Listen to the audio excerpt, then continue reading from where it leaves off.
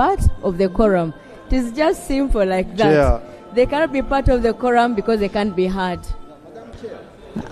Chair. Let us put records correct. I remember very well in the 10th Parliament, members were debating online. Yes. If you can debate online, you can as well vote online. That's the reason we have this. When we're voting for the famous LGBTQ, yes, members voted online. Yeah, so with the modern technology, we cannot restrict ourselves by putting such. So I pray that we sustain it as it is. Otherwise, we can vote online as we debate online.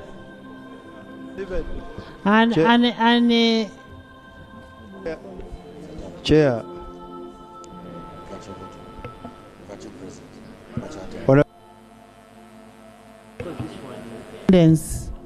That can only be seen by the presiding officer.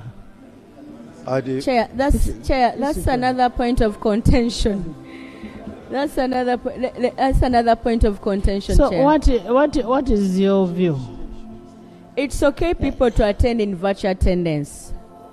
Honorable, I wish Honorable Seungu can listen. The situations he's referring to, people were voting through roll call. And I'm saying, in cases where decision is made through voice voting, people in virtual attendance cannot be part of the quorum because they can't be heard. Chair. And let me tell you, information, Chair. right, Honorable. Chair. Information. Chair. You first hear from another person, yes? Chair, the honorable member is talking about quorum. You don't determine quorum by saying nay or aye. These are numbers. There is a difference between quorum and voting. And that's what I said. Yes. The way it is, quorum can be determined. Honorable Kony. You don't need to. Come and sit. Honorable Kony. Thank you, Right Honorable Chair. Right Honorable Chair, like Honorable Wanika has said, a quorum is different from voting.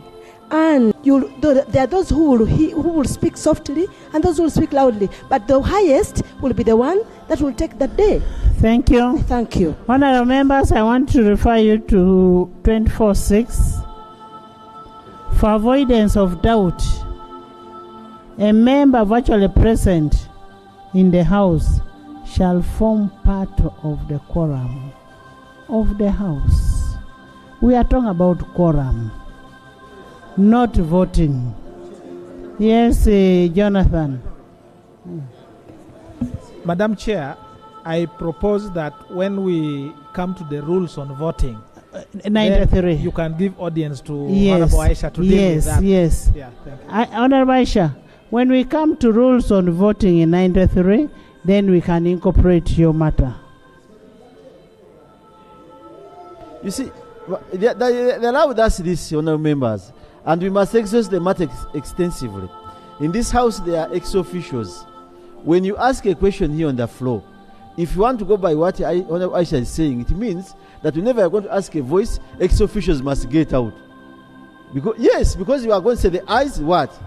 So, but what I'm saying is that the rules are very clear. Where the members are not satisfied, 40 members remain standing. Thank you. Challenge. 25.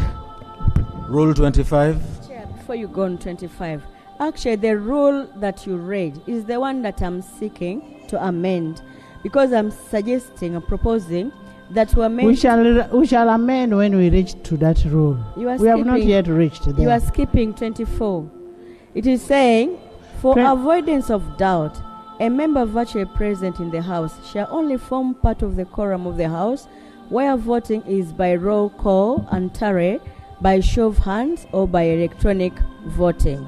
Because that's only when he can form of the part of the quorum. Otherwise, he cannot be part of the quorum because he cannot be determined his decision. So that's the point, that's the very rule that I seek to amend. Honorable friends, let me remind you that severally here we have a number that is small, which is complemented by people in virtual attendance. For example, you can be here like 56, in virtual attendance like there are 175, so quorum is there. as we start to debate. In the process, when you're deciding issues, they put question and say aye, aye. It's only people here saying aye. The majority and virtual attendance are not heard, and yet we determined them to be part of quorum in the beginning. Yes. So Linus. Oh, thank you, Right Honorable. Like you mentioned, that you're the speaker is privileged to witnessing what is happening virtually. So if these members say aye, the privilege is only the speaker. The speaker listens to their voice. Yes. The voting is always by the members who are in the house. In the house, yes. The voice voting. Yes. But what we are saying, we it. have also never had a scenario where virtually the members are more than those in the house. Yes. Let's not really. Madam Speaker, Madam Chair. Yes. I think the honourable member has missed a point when she loads it over to you, when he knows very well that your lieutenants are the whips, especially in the determination of quorum. And it has become extremely difficult, almost next to impossibility, for whips, whose role is supposed to ensure due attendance and also determine quorum for you on your behalf virtually. It could easily be abused if it is not just a minute before you proceed. Very soon most of you are going to be away, and we'll have bills to pass, we'll have appropriation, we'll have what, and you are the first people to say we're in the constituency. I will be online. Do you want Parliament to stop running because of quorum? You get it, eh? Because quorum, we are looking at a number. We need a number. But all of you are going to run away. The heat is going to be too much down there that everybody is going to be out. Eh? Thank you, Chair. Right Honourable Chair, I've listened to the Honourable Aisha Kavanda. There is a logic, or there was, when they were drafting, and these two were put separate. Quorum is quorum, and Rule 93 that concerns voting is also independent and explicit. The rule we are talking about talks about quorum. And rules could not have meant to disenfranchise. It is all about 93. Yes. 93 even provides for a member who is on leave, without leave of absence, to even have a member vote for him or her. But this particular one that's called proxy voting. Quorum. Moses, just let him speak then. Honorable Chair, on the virtual voting, I think we have been having incidences where members who are not in the house, they vote by the show of hands, meaning that if somebody is on virtual voting or presence, then he can show by showing the hand that really I'm either accepting or I'm refusing. So it can be done in that way. Right, Honorable Chair. Thank you. Hello. I'm coming. Honorable Speaker, I want to disagree with colleagues who are disconnecting quorum from voting. That's not what the rules are saying. Rule 24, Quorum of Parliament, Sub-Rule 1. The quorum of Parliament shall be 1/3 of all members of Parliament entitled to vote. Sub-Rule 2. The quorum prescribed under Sub-Rule 1 shall only be required at a time when Parliament is voting on any question. There is, even without it, by the way, being in the rules, it ought to be implied. Quorum is only when you are going to vote on a matter. That's when it becomes critical. Otherwise, discussing and so on, even in our committees, you can discuss even if you're whatever bare minimum, yeah? But it's critical when it comes to voting. So it is not true that there is quorum on one hand and then there is voting on the other hand. Otherwise, what is it quorum for? Sub-rule 2 here is making it explicitly clear. The quorum prescribed under sub-rule 1 shall only be required at a time when Parliament is voting on any question. So then, we must be able to guide the quorum that is with us virtually, because it is required for voting purposes. Honorable Speaker, assuming we are 100 of us in here, and there's 100 online, virtually, we have quorum, for starters. But when it comes to voting, you cannot say only the 100 in here are voting, because then it is not 1/3 who are voting. It is much less. So we've got to answer that question, and that's why it becomes complex. So do the ones online vote aye, nay? How do we hear it? But like Honorable Aisha is saying, we must be able to guide it within the rules, because what's clear is quorum is numbers that ought to be able to vote. That's very clear here.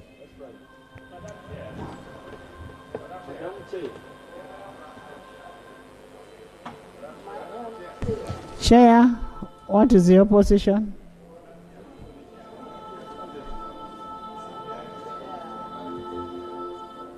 Just a minute.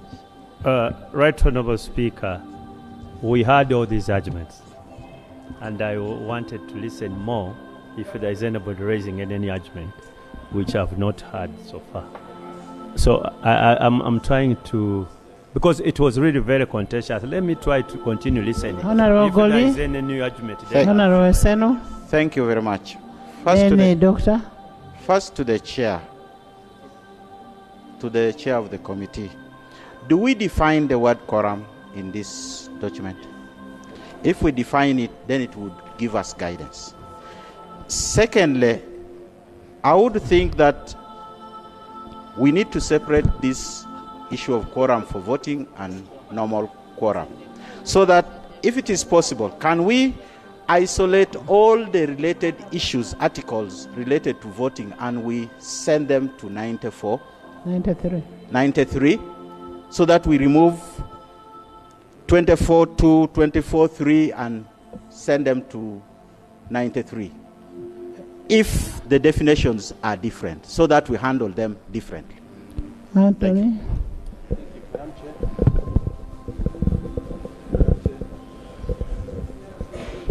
Anthony, I am coming. Thank you, Madam Chair. When I listened to Honorable Aisha's submission, I was seeing the point she was making because of the voting issue, and I had sympathy with it. But Madam Chair, when you look at, when you go ahead and look at Rule 96, subsection 3, it's on the voting in the House. It says as following, one says that, subject to Rule 95, every member in the House at the time of voting shall cast a vote. The voting in the House shall be by A, voice voting, B, secret voting, C, electronic voting, D, division, E, roll call, which Aisha is talking about, and then finally by show of hands. But sub-rule 3 covers Aisha's concerns. It says the Speaker may, where necessary, designate a specific voting method for a member virtually present in the House, where the member is unable to vote through any of the voting methods specified under sub-rule 2. So, Madam Chair, in my view, the concerns of my sister are covered, because you have the leeway to decide how the virtually present members can vote in case they can't vote by voice. Thank you. Doctor.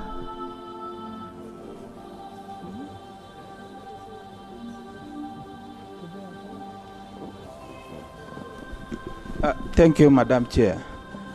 Madam Chair, I want to agree with my brother Anthony, the Honorable Anthony Seno. But to add that maybe if it doesn't cause harm Madam, we would at this time expressly state that in the case of voice voting, which is aye or nay, those attending virtually will vote electronically. To make that amendment, Honorable Chairperson, to provide for ayes and nays for those present here, but we quickly intermarry it with electronic voting. I so propose. Thank you. Thank you very much, Madam Chair. Yes. And I would like to thank the colleagues. That's why I'm talking of. The debate we are having now is actually the debate we went through in the committee. All these judgments, we had all of them. We differed on the interpretation of 96.3. That's where our interpretation was. To the majority, we thought that 96.3 provided a cure for the mischief the Honorable Kabanda was fearing. And this is what it says. The Speaker may, where necessary, designate a specific voting method for a member virtually present, meaning that members virtually present may have a challenge in voting.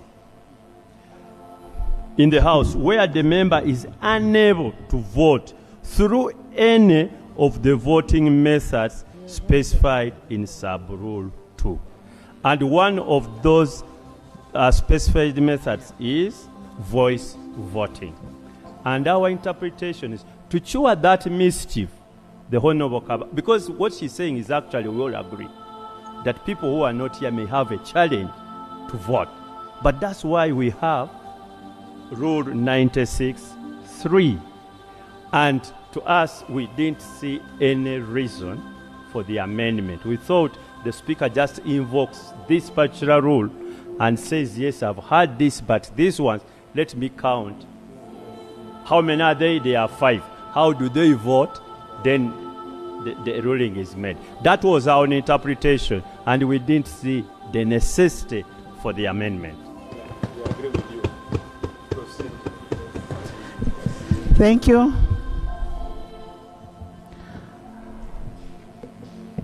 Right, Honorable Speaker, I have attentively listened to colleagues, and I want to allay their fears that this amendment puts into perspective the Rule 90, the one 93. For voting. It just puts into perspective by saying, because the amendment reads, for avoidance of doubt. So we have noted that the Speaker can put an arrangement for members in virtual attendance to vote. We have noted that. So we're simply saying, for avoidance of doubt, a member virtually present in the House shall only form part of the quorum if the Speaker puts into place that arrangement. So it reads, for avoidance of doubt, a member virtually present... Honorable Aisha, I don't want people to run away from their responsibility when there is a contentious issue here. Let people be there to vote so that they don't hide away. Let them attend, let them come and vote. If we are voting for Toji Kwatako, let it be. Let them let people not hide somewhere and say, I'm going to vote virtually. No. Let people come and vote. How do we, Speaker, how do we cure a minority here in the House pronouncing themselves of a matter through voice voting while the number complements the quorum is not in the House? To put into effect the rule that colleagues are quoting that takes care of people in virtual attendance, we need an amendment that says, for avoidance of doubt, they constitute part of the quorum if they are going to vote in those specific terms. Otherwise, if they are not voting those specific terms, they cannot be part of the quorum. You know, what you're trying to do is to infringe on the role of members to vote. That's what we are trying to do. Yes, Doctor. Yeah, thank you very much. Final. Now let me give Jessica. No, I am saying a final submission from me. Honorable Chair. Honorable Chair.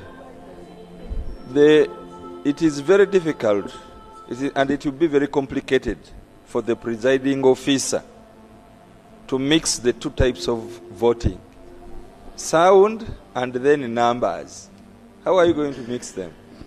The only way those who are attending virtually can be part of those who are voting in-house is when one system of voting is going to be adopted. And so are you in for the amendment or not?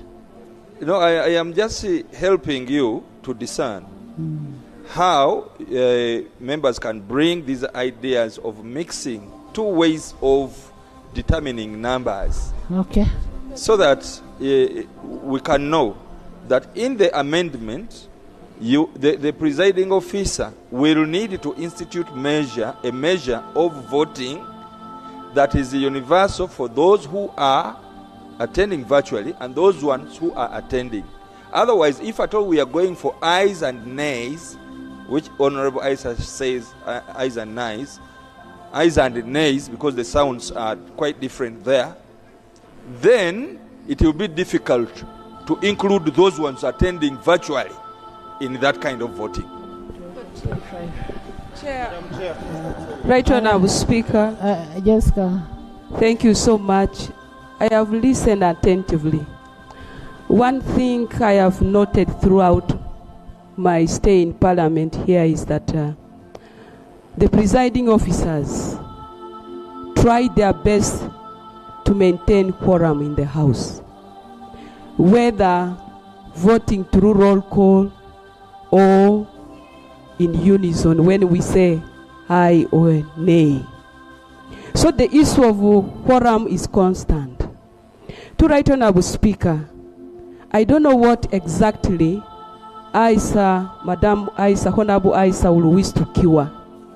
Because if the quorum is maintained constant, we have never in one time gotten more members on Zoom than in the House. Therefore, Right Honorable Speaker, I see what he's proposing as redundant, because based on the practices through which we have been going through, quorum has been maintained constant. Thank you so much. Thank you, Honorable Minister. Helen?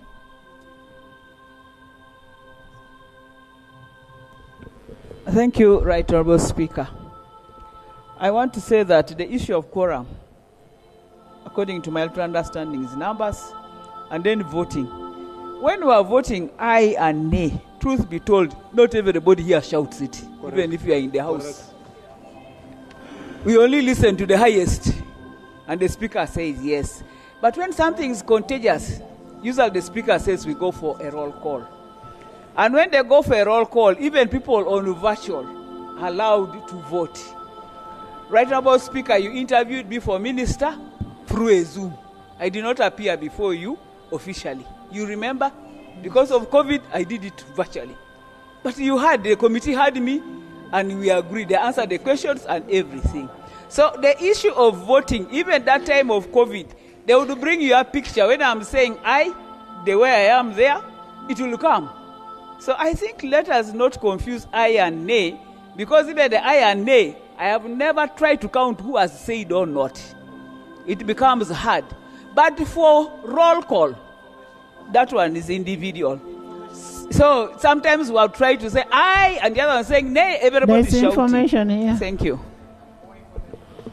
Yeah, thank you, Honorable Minister. I wanted to give you information that even where the ayes are high, it is only the Speaker our who hears. presiding officers can hear the nays and declare it here.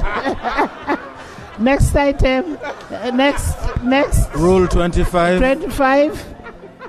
It is only the Speaker who hears. It's only the Speaker. Jonathan Odur, Honorable. A root 1,000. OHT. 25. Rule 25. I think procedure we have to take a decision on the Honorable Aisha. No, I mean let's maintain as it is. Yeah, we have to vote on it. The question has to be put. She hadn't moved it? We are not amending. It was not in among the amendments that was there. It stands part of it, as it is.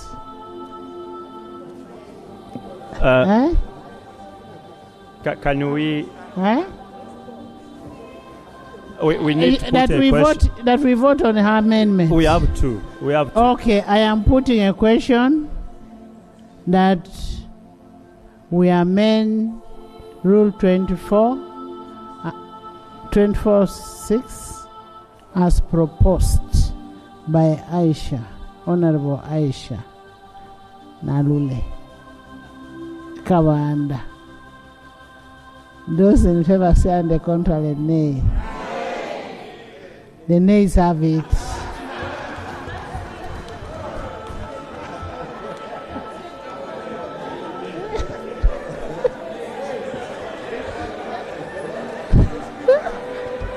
Thank you very much, Right Honourable Speaker.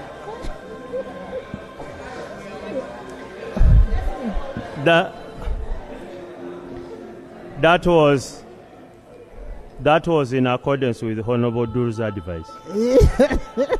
Dr. Dur. So 25. Rule 25. Right Honourable Chair, Rule 25 is amended by deleting sub-rule 3 and 4. Justification to place it under the right rule, which is Rule 5.4. We are just interchanging the places. No objection, Chair. I put a question that Rule 25 be amended as proposed. Those in favor say and the contrary nay. The ayes have it. Part 6 of the rules. Part 6 of the rules. The rules are amended by substituting for the title of Part 6 the following: paper and other items. And amendment of Rule 31, laying. Rule 31 is amended by substituting for the head note the following: laying of papers and other items. By substituting for sub-rule 1 the following: a member may, with the leave of Speaker, lay a paper or an item on table in the House, to provide for laying of other items on table.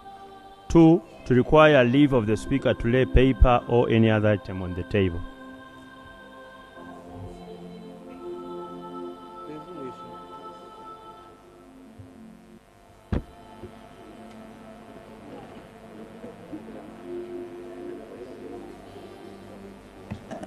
Honorable Aisha. No objection, Chair.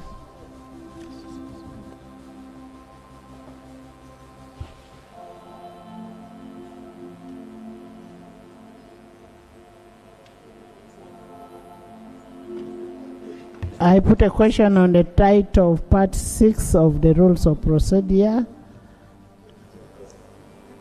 Be amended as proposed. Those in favor say on the contrary nay. The ayes have it.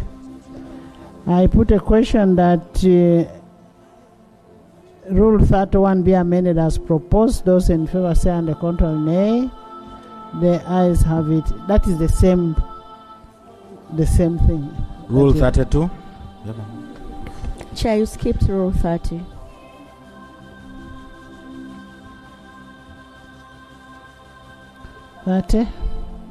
Thank you. Rule 30 is amended by substituting for Rule 7 the following: the committee or minister in sub-rule 6 shall report back to Parliament within 14 working days from the date of referral of a petition for an urgent matter.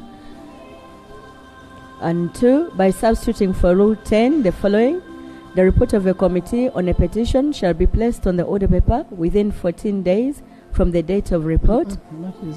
From the date the report is referred to the committee. Justification: to prescribe a specific time within which a committee or minister reports back to the House on matters raised in a petition. 2, to give a committee a shorter period of reporting back to the House on a petition. 3, to give priority to petitions in the House. This is to separate petitions, reports of petitions from other reports, because some petitions are of an urgent nature and they cannot wait for 45 days to lapse.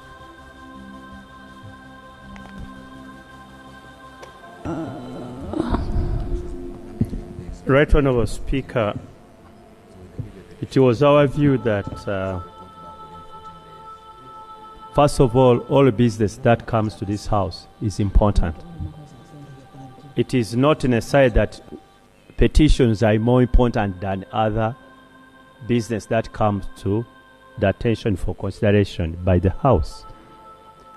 2, if it is that important, the presiding officer may direct that they are given a shorter time.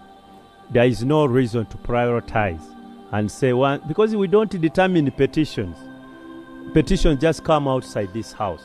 Some could even be frivolous, and we suspend very important or urgent meeting because a frivolous petition has come up. So we didn't see any need to have that. In any case, we thought that priority of business has already been given by the Constitution to be that the business is already provided for under the Constitution, and then the presiding officer and the Speaker has discretion, since the order of business and the order paper is a function the order of business is on presiding. 25, Madam Aisha Hajati, and kindly give the Speaker the discretion, because if I know that there's something very important, like a leader of opposition can give me a document in the morning and I know it is important, I will take it as a priority. Most obliged, Right Honourable Chair. With the relator's respect to the due chair of the Speaker, Right Honourable Speaker, I just noted that by the time people petition Parliament, they have things that they consider very important to them that need to be disposed of. And sometimes matters are responded to when they have actually expired.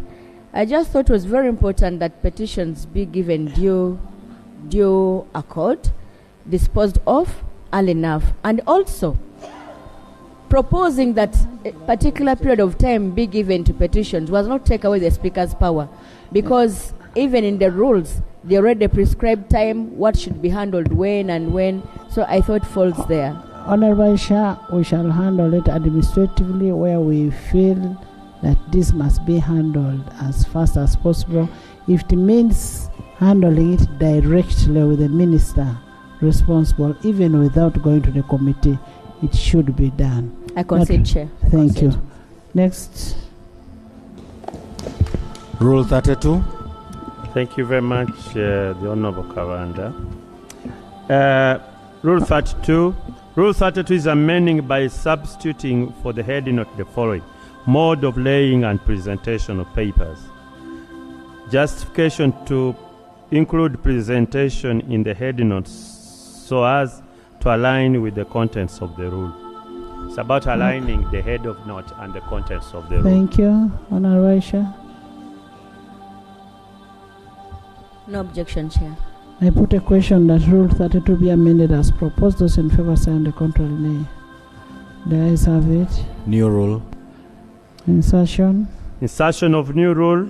Part 6 of the rule is amended by inserting immediately after Rule 32 the following: 32A, laying of reports of the Auditor General.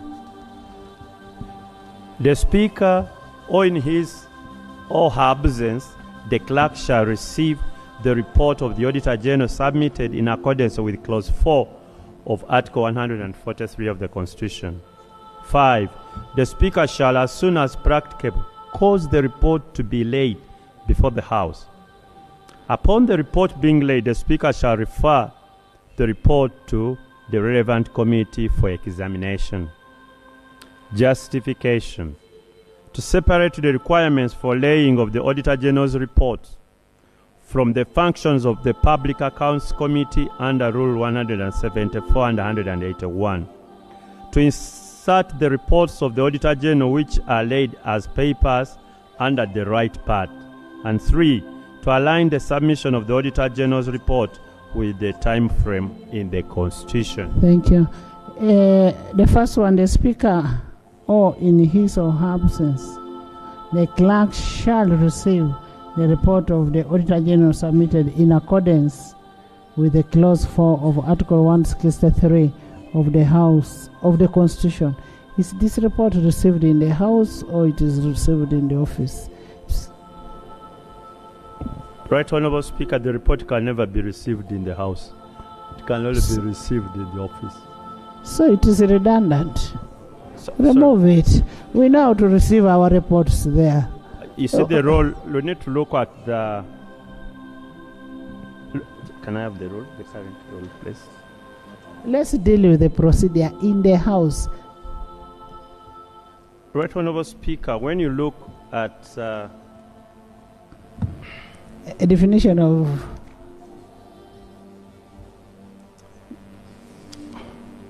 You have been receiving these reports as a... I think it should be under the Article 163, and we wanted to empower any other office other than yourself. Have we complained? Have we complained? Haj. We can concede. Why are you taking it? Yeah. There is a speaker, there is a deputy speaker. Yes. There are also commissioners of HTV.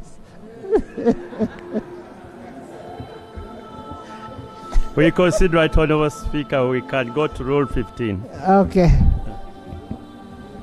So, no amendment there? Yes, we've considered. We Okay, can leave that next. one.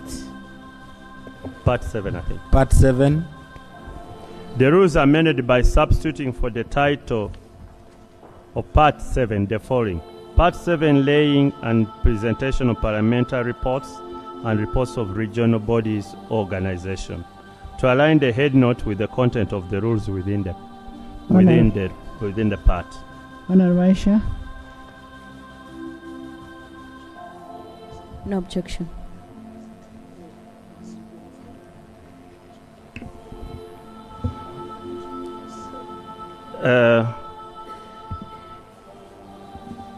Question?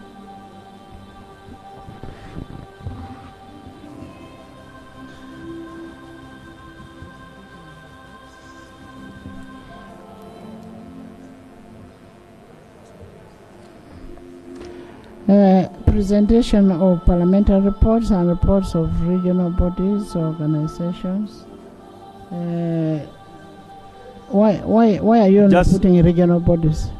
No, it's just aligning the head note, the justification Parliamentary the head delegations note and the abroad. part itself. It's Okay. just aligning what is the content of the part and then the head note. Okay. I put a question that the title.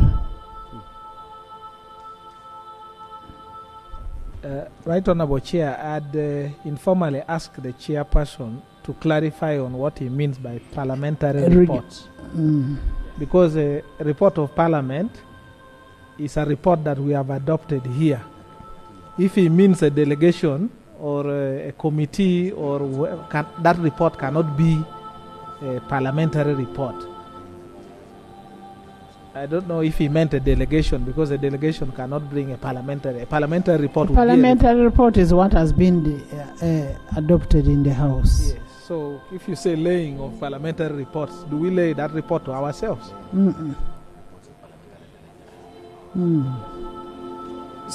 So I would like to move the amendment that it would read that laying and presentation of reports of parliamentary delegations. Yes. I put a question. Is that okay with you? We had already discussed it with Jonathan and I had considered. I put a question that the title of Part 7 be amended as proposed. Those in favor say and the contrary nay. Let's have it. Rule 33.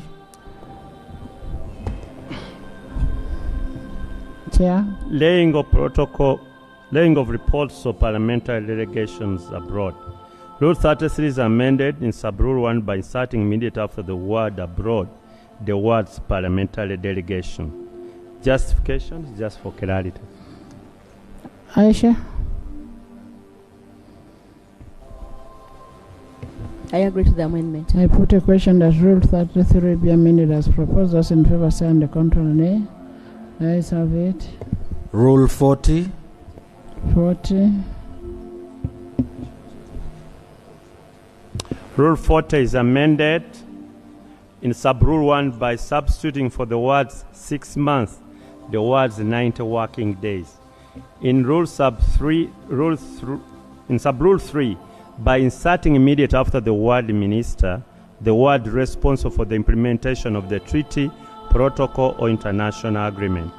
In sub-rule 4, by deleting the words coordination and justification to give a shorter period for a treaty, protocol, international agreement to be laid before Parliament after it is signed or concluded.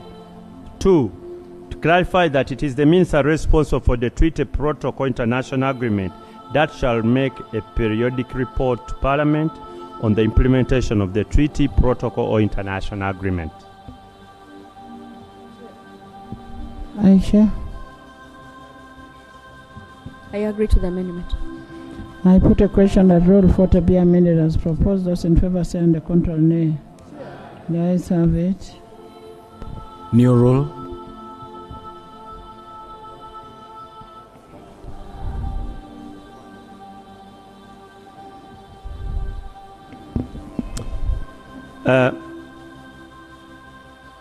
Insertion of new rule.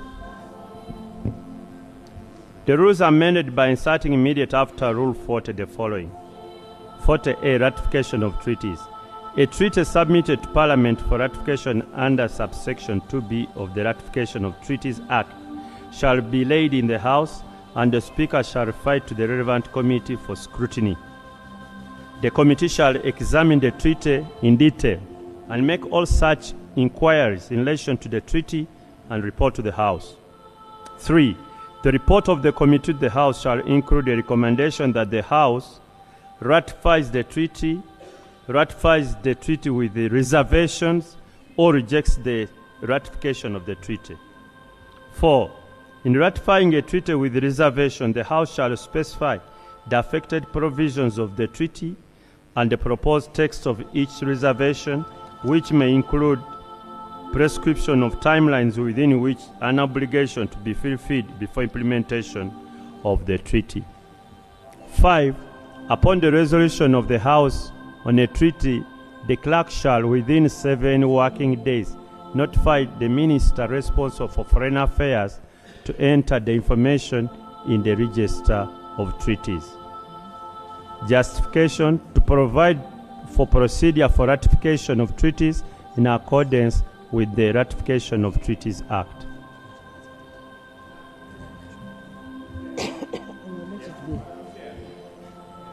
Thank you very much, Madam Chair.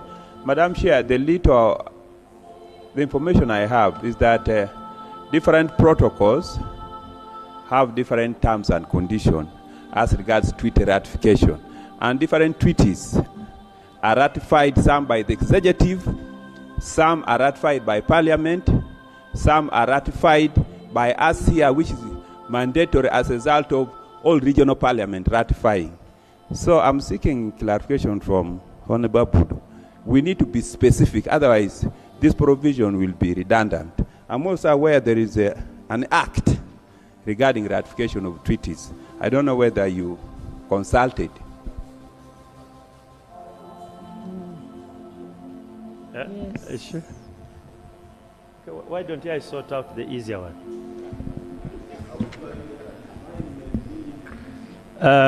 One, this particular proposal is based on the ratification of the Treaties Act, and whatever we have stated here is provided within the Mother Act, that you can reserve a treaty you can reserve the treaty. 2, you can ratify with reservations, and 3, you can reject it altogether. However, there are treaties which should come and which make it conditional precedent to be effective, to be ratified by parliaments. Those are the ones which are relevant to this rule. Those which don't, certainly they cannot come here because there is no legal requirement for them to be here. Thank you.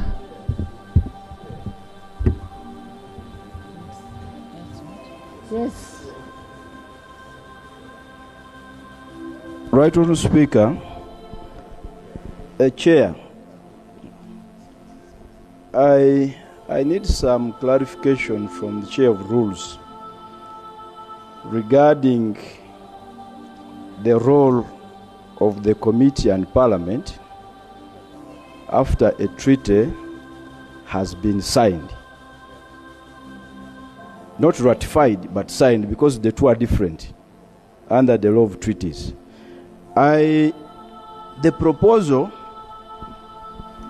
is that at ratification we can examine and the like. But ratification of a treaty is really at the tail end of the process. Tail end of the process. Chair, wouldn't it be proper for a parliamentary committee to begin considering this treaty in a draft form? In a draft form. So that those who negotiate the treaty on behalf of the country do it with input of Parliament. To suggest that Minister X is in Addis Ababa and the technical team have negotiated the treaty, have even signed it, and we are bringing it here for ratification. And at ratification stage, we are making proposals for reservation. In my view, Chair, would be making it very cumbersome for our representatives in the negotiation of these treaties. Wouldn't it be proper, Chair, that it is considered at that stage? Honorable Asumani, can you look at the ratification of Treaties Act, Section 2 and 4?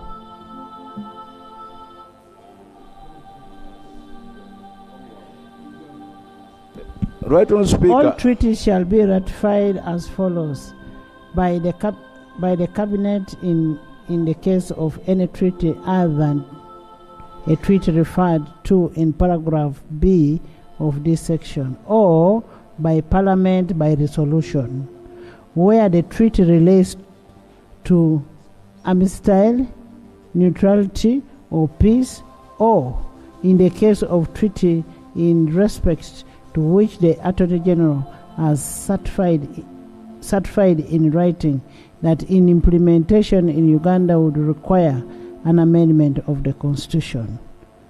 Then 4, treaties to be laid before Parliament. Laid.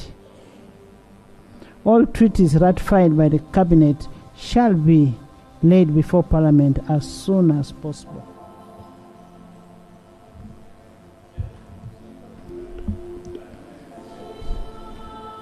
Chair?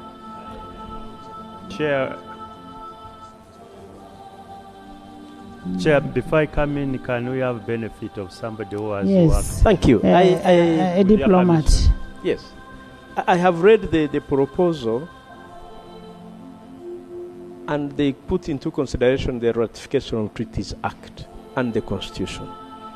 What the Rules Committee has done is to realign the procedure concerning ratification of treaties in the House. And there is apparently nothing that is deviant of anything. So the proposal as it is crystal clear. Whatever that Parliament needs to do in as far as Ratification of Treaties Act is concerned, that is the procedure. Thank you. Thank you. Thank you. Can I, you see, let me answer even Honorable Asumani Basalirwa Hajj with all the 2 wives. Honourable members, I put a question that the proposed new clause be inserted as proposed. Those in favor say on the contrary, nay? The ayes have it. Before you start talking about your wives. Rule 41. Yeah. 41. Yes, right, Honourable Speaker. Yes, Haji. We all. That's what they actually do even during loans. Haji has just come, by the way, Asuman. Okay. From one. Rule 41. 41. Honorable members, Prime let's Minister's time. move. Rule 41 is amended. Hmm. By inserting immediately after sub-rule 3 the following: a written or oral question to the minister, to the Prime Minister rather, shall be precise and concise, and shall not address more than one matter of government policy or general performance of government. In sub-rule 4, by substituting for the word 15, the word 10.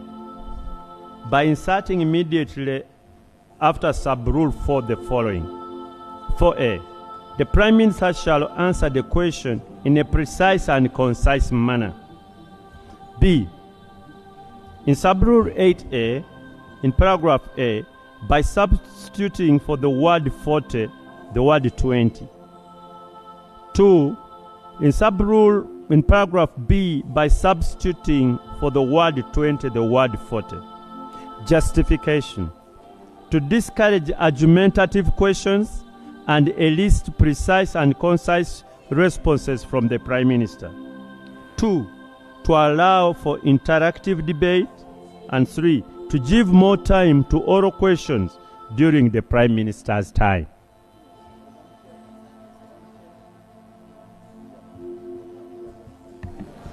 Hajat. Thank you, Chair. I propose that Rule 41 be amended by substituting for Rule 8A the following: the 60 minutes referred to under Sub-Rule 8 shall be for responding to oral questions. 2, by inserting immediately after Sub-Rule 8A the following: where the Prime Minister does not provide an immediate response to an oral question, the Prime Minister shall provide a response to the oral questions not answered in the next Prime Minister's time. Justification: to restrict Prime Minister's time to only oral questions. 2, to require the Prime Minister's time to provide for response in the next Prime Minister's time. Since we have a debate, I can explain a little.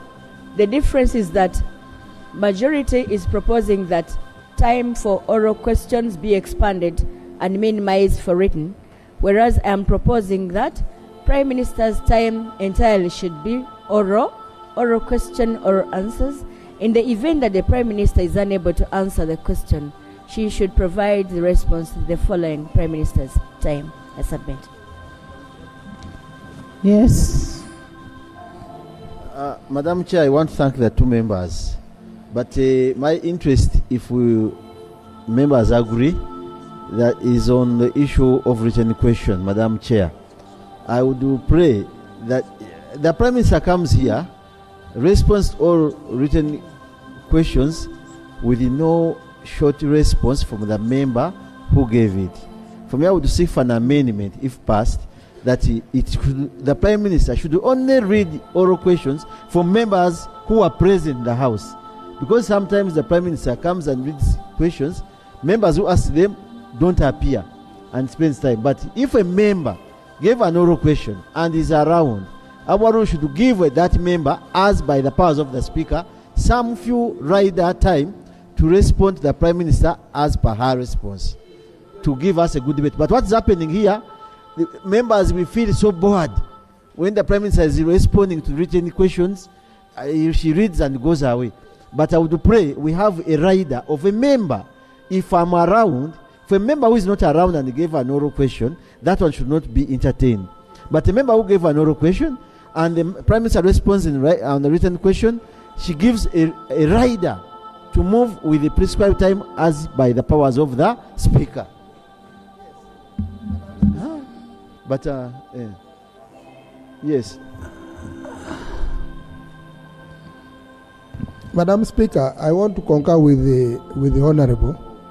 Many times, Seungu, Gonzaga. Yes. Mukatuliki. I want to concur with Mukatuliki with his rosary because he always speaks his mind.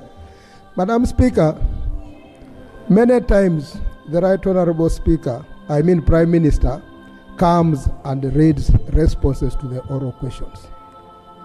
And they are always very long. But it is always also important to give the persons who've raised those questions to raise rejoinders, at least, because at the times the Right Honorable Prime Minister reads. Let's provide a little time at your discretion, and if it should please you, we consider that, such that the Prime Minister can harmonize with the person who asked the question and have an answer that is convenient. I thank you. Madam Teacher.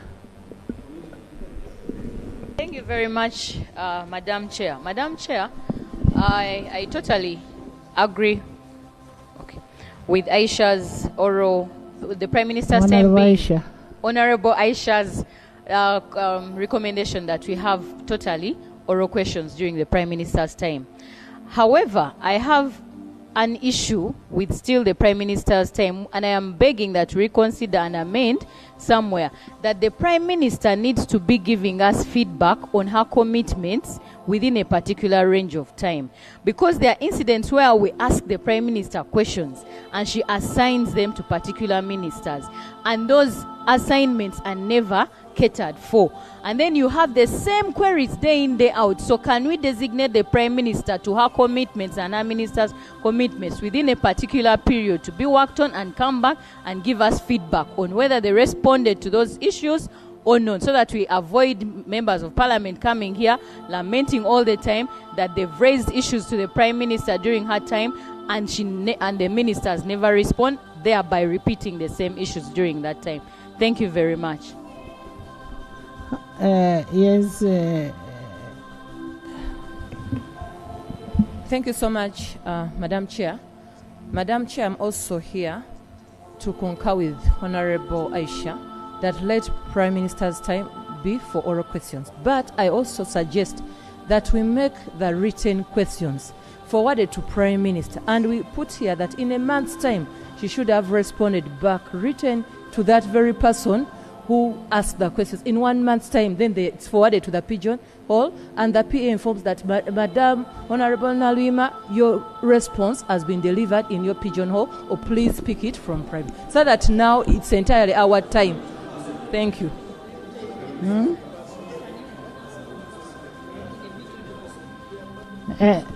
Those are public questions. It shouldn't be private. Yes, Saroti.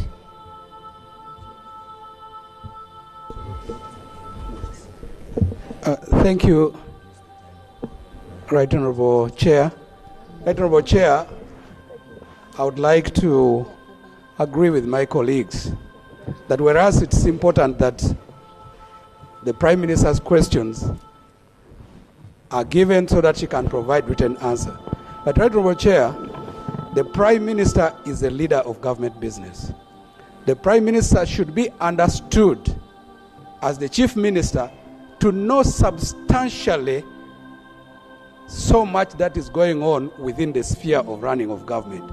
So it is important that in certain instances here, questions are asked of the Prime Minister, and that they should be able to rise up and give spontaneous answers to some of the issues that the members would like to know. Because, Madam Chair, some of the problems we have is that the members raise questions that require answers that are based on the knowledge and wit of the Prime Minister.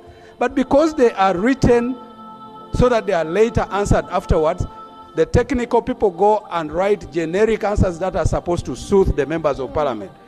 Right Honorable Chair, I want to agree with my colleagues that we have the questions responded to in two spheres, that those that require of the Prime Minister, just as she is here, to spontaneously get up and tell us what is happening, probably in Karamoja, or what is happening in Isinjiro. Because as a leader of government business, a Prime Minister should have sufficient knowledge of what goes on in government. I thank you, Madam Chair.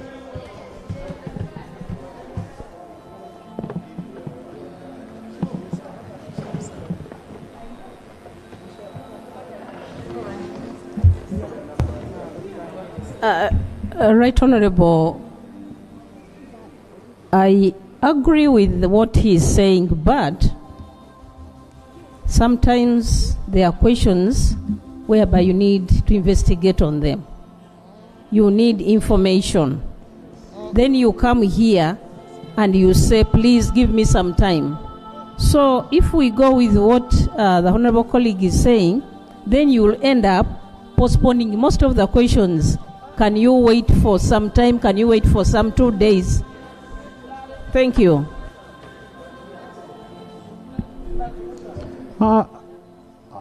Yes, Mehdi. Thank you, Right Honourable Speaker. Right Honourable Speaker, what the Prime Minister has stated is also an answer.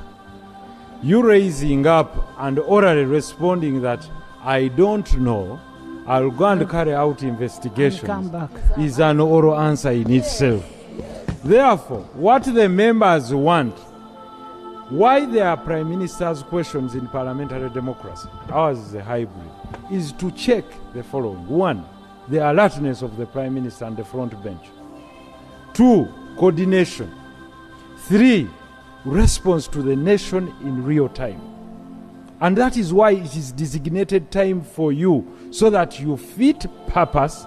That is why when you come to Parliament to be approved in that position, those are some of the considerations we make. Is she alert? Is she aware? Is she knowledgeable? Now, as the head of government business, you must be knowledgeable in every corner of every government department. And if you're not, then you respond and say, Honorable Member, I clearly accept that matter touching this issue. I'm not enlightened, but I'll come back with an answer. That's also a response. But those that you ought to know, for example, if someone rose up and asks, Right Honorable Prime Minister, how many referral hospitals do we have? Do you really need to go back and say, I'll come back with an investigative report to tell you how many referrals we do have? That must be off cuff. No, I'm trying to give you the view, the rationale that there are some things people check from the Prime Minister to see whether she's up to date as the leader of government business with every department, with every ministry and governance of the country. Thank you. Jessica? Thank you so much, Right Honourable Speaker. After you. I put my questions to the Prime Minister to get update on actions being taken by government, but not testing the capacity of the Prime Minister. No. Therefore, I support the committee recommendation with an amendment of the timing that let there be provision for supplementary questions so that it becomes lively. Then to Right Honourable Speaker, there is an avenue that we are not utilizing, asking direct questions to the ministers. Because I feel there are questions that we can straightforward present to the ministers. Right Honourable Speaker, those are the two proposals I have. Thank you.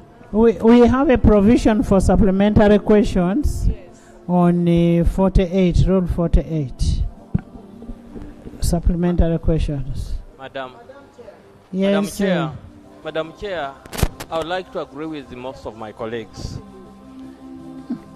Most countries, majorly Commonwealth parliaments, where Uganda is a sample too, prime ministers are students of government business. Are students of government business. I call it so because they get briefs from ministers on a daily basis in each sector of government. Lucky enough, Madam Speaker, lucky enough that in Uganda, Madam Chair, lucky enough in Uganda, they can appoint anybody to be a prime minister, even macho. But in other countries, your IQ must be measured to the capacity that you understand. No.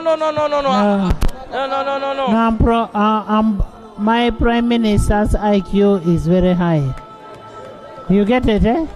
My Prime Minister is very, very high. Madam Chair, I've not attacked anybody, Madam Speaker. I've not attacked anybody. No. I'm just talking. Can you sit? Madam Chair, I've not attacked anybody, but I'm saying even mature. You sit. Even mature. It Sit. is.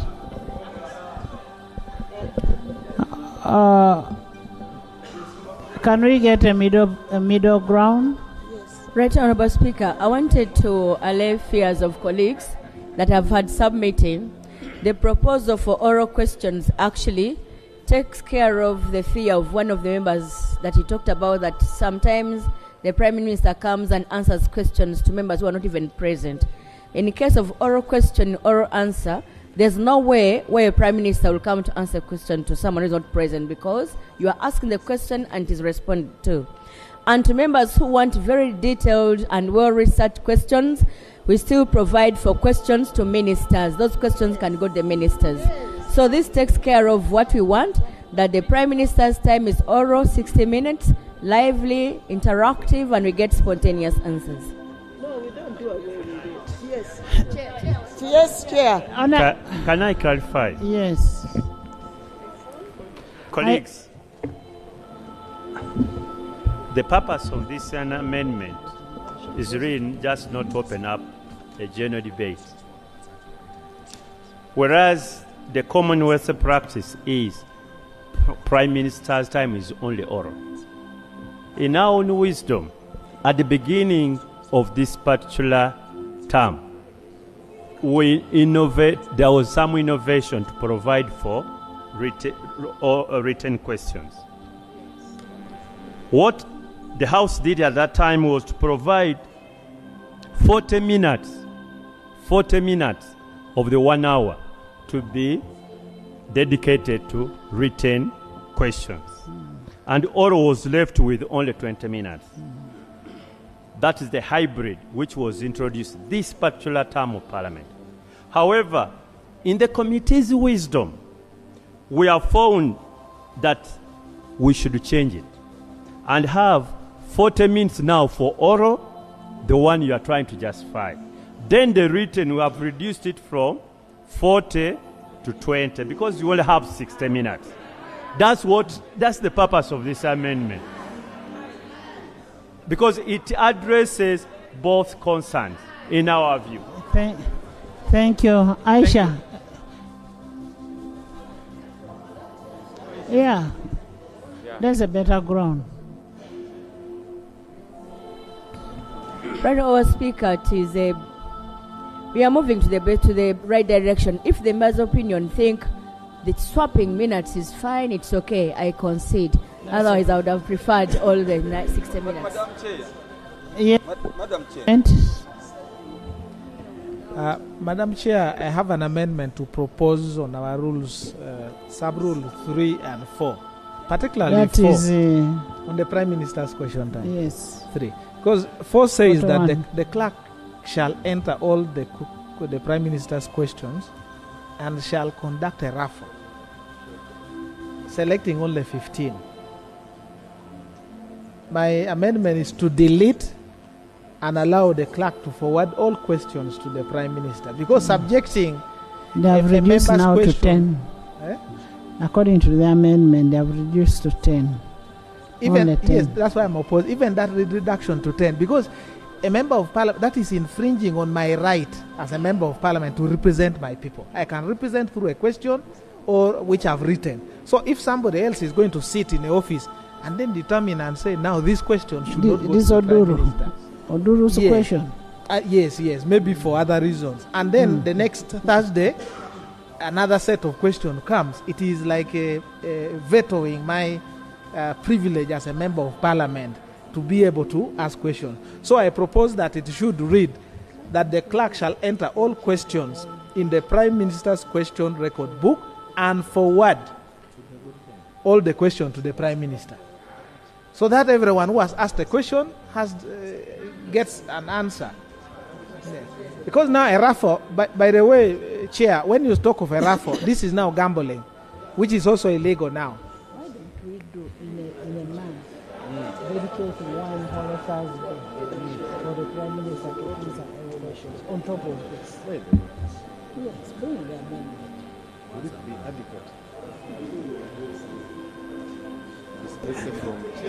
Right Honorable Chair.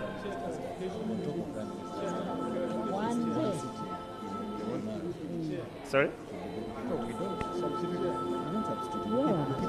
We keep Prime Minister's time every Thursday. Blend.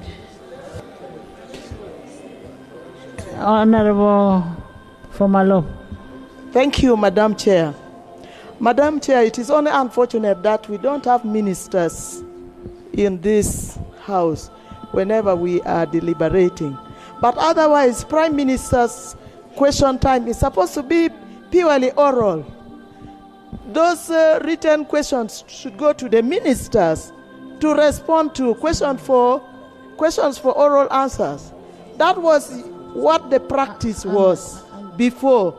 In the 10th Parliament, in the 9th Parliament, and even in the 8th Parliament. Prime Minister's questions time, if we decide to make those written response, it's going to take a lot of our time. Even when you say 20 minutes, they will extend it to even 40 minutes again. They should give us time to ask as many questions as possible, and it should be oral. Thank you. Can we agree that first of all we have agreed on the time that has been proposed? Not so. 40-20, 40-20, and 10. But the mode of selection is what is yet to be what? Agreed upon. And yes, before Lope you come, let Madam me Chair. have Doctor and Chut. Yeah, Madam Chair, thank you very much for having some good time in order to discuss this. I would rather propose that we even increase time for the Prime Minister to answer some of these questions. Madam Chair, give me just a minute. I am not for the idea that it is just a ritual that the Prime Minister answers simply because you want to check on their alertness. Rather, to get substantive answers, well researched, so that these questions can attract real answers. So that those answers can also answers and inform. actions. Yes, those answers can inform the kind of actions to be taken. But No. merely to allocate time. If just my question because- has been there with you for over 1 week, and there is a disaster in my village, I expect you to come back and report, yes, my team went to this village, and this is what was done. Report action. Yes, right, Honorable Chair. But I believe that questions for oral answer are even more than that. Somebody talked about the alertness, well-researched and having information. Sometimes you may not have this information, and you need the technical officers to take notes, do the research, and relay this information. I'd rather we increase the time from 1 hour to 1.5 hours, so that the Prime Minister has sufficient time to answer Parliament. We are very many, and this country has a lot of people who want this representation. We have a lot of business. Chut. Thank you, Right Honourable Speaker. Right Honourable Speaker, on the issue that Honourable Dul has raised, I want to propose that all the questions be accepted and then they be responded to. However, within the 20 minutes, the Prime Minister can read out the questions but then lay the responses in case there are very many, so that within the 20 minutes, all those questions are accommodated itself. Thank you. Lope. Before Lope.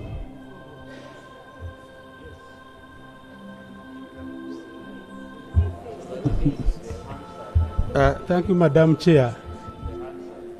Madam Chair, I want the attention of the chair here.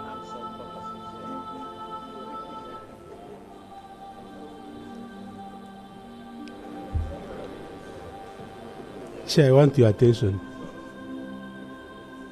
Madam Chair, I want to bring the attention of the chair to Rule 50 of our rules. Rule 50. Rule 50, Madam. Yes, and specifically, I want you to look at sub-rule 3.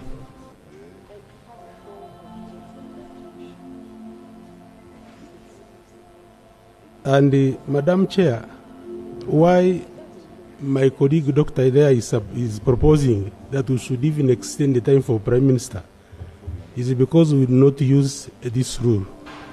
If the ministers were answering questions on Wednesdays, then the Prime Minister will have enough time to answer the remaining questions on Thursdays. So I think, Madam Chair, you need to consider Rule 50 sub-rule 3 and give ministers a chance to answer questions on Wednesdays. Then the Prime Minister can have enough time to answer questions on Thursday. I beg Chair to make a comment. Right Honourable Speaker, my honourable colleague raises an issue, but looks like many of us are interested in asking the Prime Minister. They rarely ask the ministers the question under our rules. They rarely. Everybody now has to run to the Prime Minister, thinks that's where the solution is. Yes. That's number one. Number two, as we express our discontent about sometimes the performance of the Prime Minister, I want to draw to your attention that we are proposing an amendment that a written or oral question to the Prime Minister shall be precise and concise and shall not address more than one matter of government policy or general performance of government. When you listen to some of the questions coming, actually they offend this. They really offend this. So, if we are to do reforms here, we need to look at also ourselves. What sort of questions are we asking the Prime Minister? Are they the questions that would require a Prime Minister, or even a question that would require a minister? And there is, under the rules, you can ask a minister a question also. So, on even 2 days, and yet the Prime Minister, you only have 1 day and 1 hour. So, the challenge is on both sides. And I think this is an opportunity. This should be a learning process for all of us, such that we know that we only have 60 minutes, and how do we utilize them?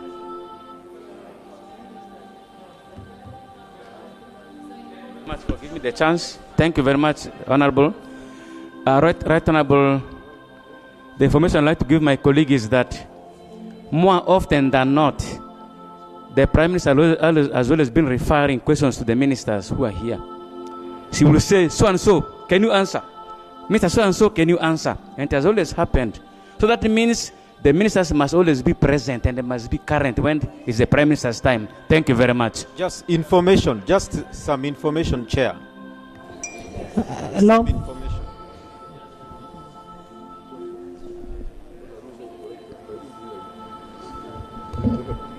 Honourable Speaker, I think what we are trying to remedy is 2 of the 4 cardinal roles of an MP, and we are trying to see how we get everybody encapsulated therein. Number 1, oversight and representation. Members are asking for a bit more time to be able to represent their constituents, to be able to put to government questions that are of concern to them, and that way representing their people. Now that, because you see, even Rule 50 is rarely followed for ministers and so on, for the obvious time, the order paper gets clogged. How about... It is not the order paper getting... It's our business generally. No. Which minister will you ask now here? Let me... We have our, most of the time, ever-present Deputy Prime Minister, who is helpful at times, and other times he says, I'll look for the minister, and then I don't know. But can I suggest an amendment to Rule 41, in addition to Prime Minister's time? If it would make sense to look out for a day, maybe a month, in a month, 1 day a month, and we say, we are dedicating this day to Prime Minister's question time. And then the Prime Minister makes sure she is present with all her ministers, or at least every docket gets to be represented on that particular day, so that members are asking questions, whether it be oversight, whether it be representation, whatever issues there are, that day, in addition to Prime Minister's time, the Prime Minister is available, and then these questions, that day we get to focus on that business.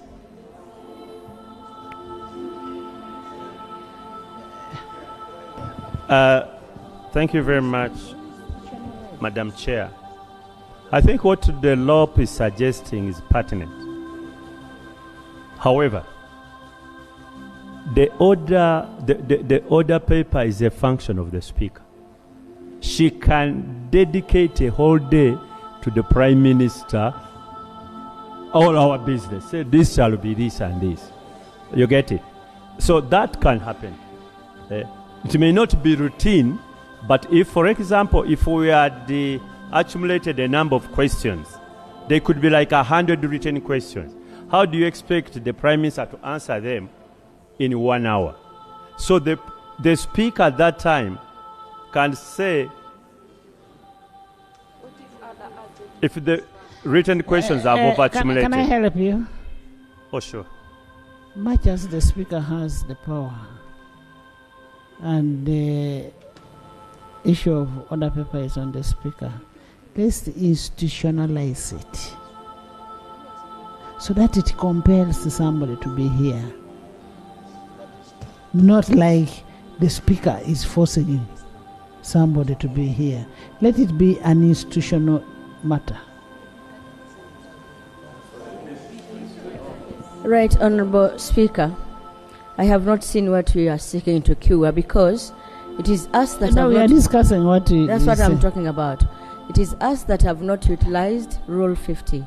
Rule 50, you write questions, send them to the minister will come here and answer. Yeah. If we utilize Rule 50, we would be answered. We have not utilized it. The number of members is big, Aisha. 1 hour a week is not enough. But what Lope is saying, on top of the 1 hour in a week, if we can have a day in a month, say end of and dedicate it to Prime Minister's time and ministers. Would that mean taking away the Thursday, or would sustain the Thursday? No. In addition.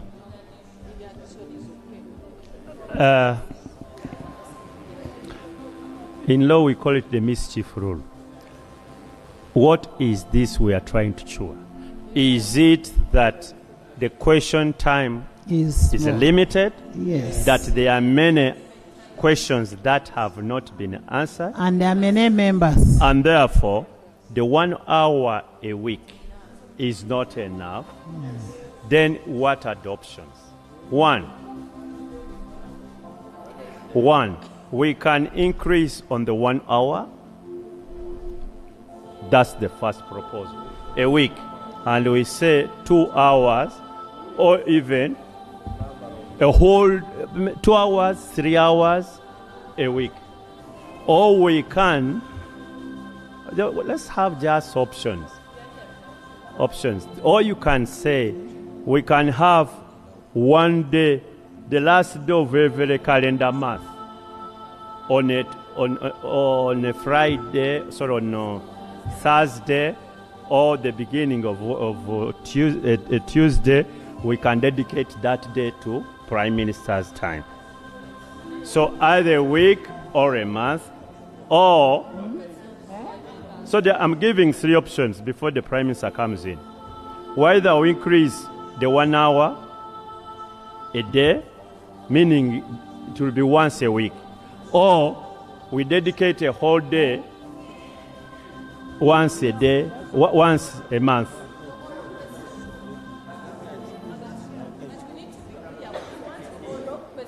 Madam Speaker,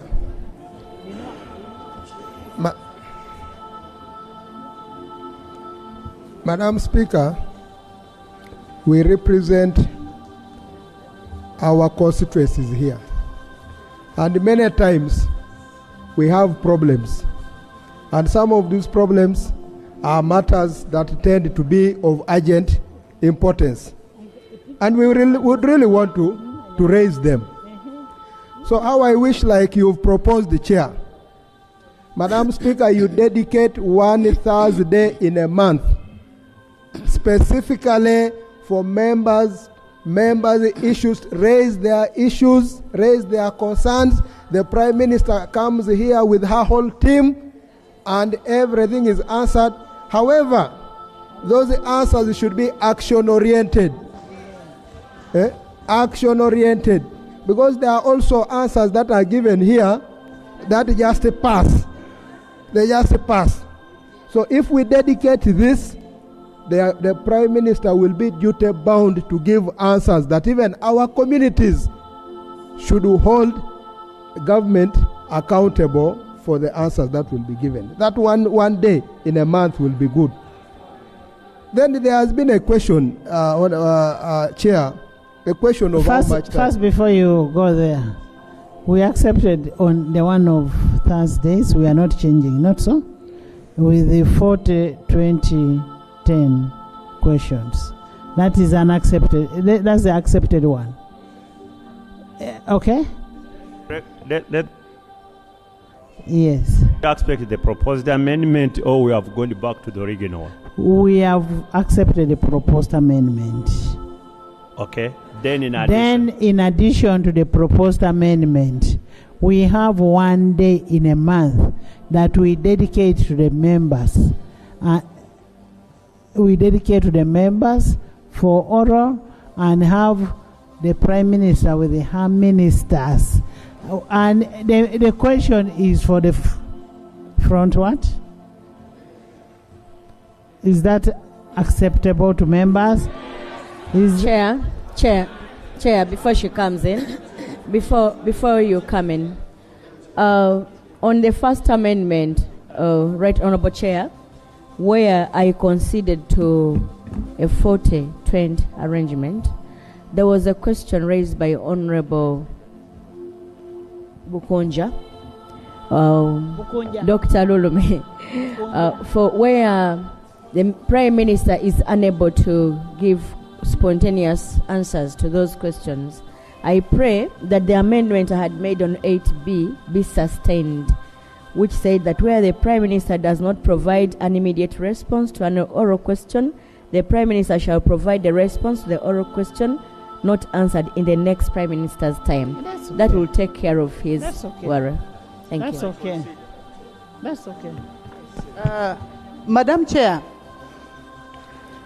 No, you're going to come. You're going to come. Additionally, I would propose that on that very day when we are having the whole day for the Prime Minister's time, we include the backlog of the oral questions which were not answered. We put them so that on that day, the Prime Minister... Minister... That's administrative. Agreed. Yeah, thank you. On the same? Right Honorable Chair. I wanted to inquire, to get clarification from members. By nature, some questions are of emergency. Those emergencies that occur, how are we going to handle them?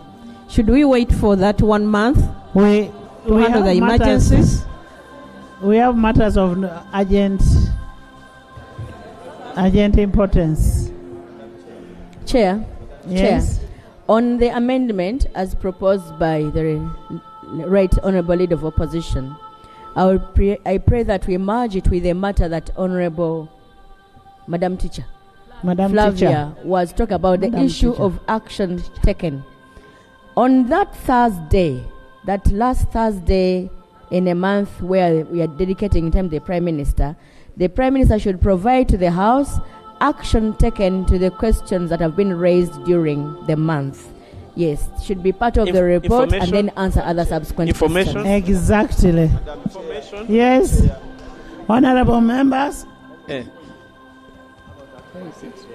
Procedure. Honorable members, I put a question that Rule 41 be amended as proposed by the committee modified by Aisha and further modified by the LOB. Those in favor say and the contrary nay. And Jonathan and Honorable Jonathan Odoro. Those in favor say and the contrary nay. The ayes have it. Rule 54. Right Honorable Chair, we still have a long way to go. And we need to move now. And Honorable Aisha, which other rules are for? My view. Where are you dissenting? They are over. Okay. Now you need to move faster. I was making a suggestion, Right Honorable Speaker. Having gone through this exercise for some time, I know at some point you get a little bit clogged. Members are alert, yes, but they are not as alert as when we began. I do propose that if at this point we can go and reflect over to the remaining amendments so that when we come back tomorrow, we'll be fresh. I think to do us better. There are very many remaining. Very many remaining. On this point, I would move that we adjourn at this particular time.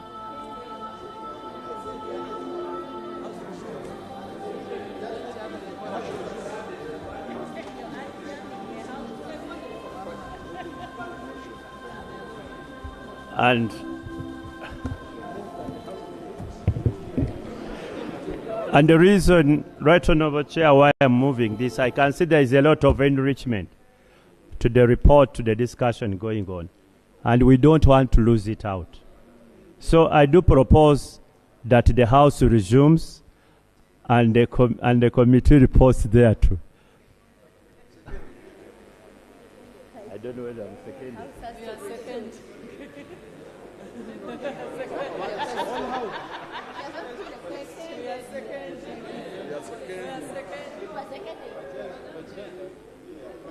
Madam Chair, we are scaling. But we cannot join as well in committee. You mean this motion is seconded like this? I can mention names: Millie, Tony, Christine, even UPDF, even the prime. Okay, seconded by 3/4 of the House, including Oduru and Lob. I now put a question that the House does resume and the Committee of the whole House reports there too. Those in favor say and the contrary nay. The ayes have it. Again, somebody is saying nay.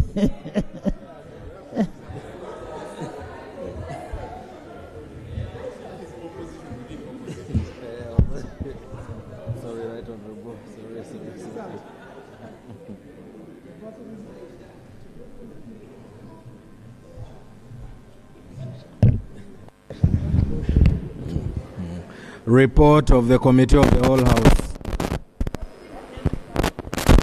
Right Honorable Speaker, I do report that the Committee of the whole House considered amendments to the Rules of Procedure of Parliament and passed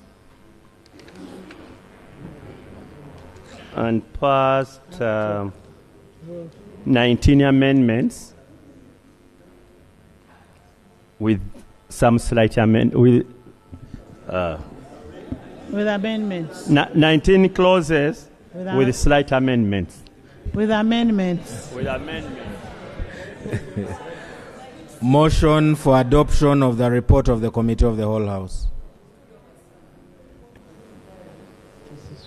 Right Honorable Speaker, I move that the report of the whole House be adopted. I put a question that the report of the Committee of the whole House be adopted by this Honorable House. Those in favor say and the contrary nay. The ayes have it. Honorable.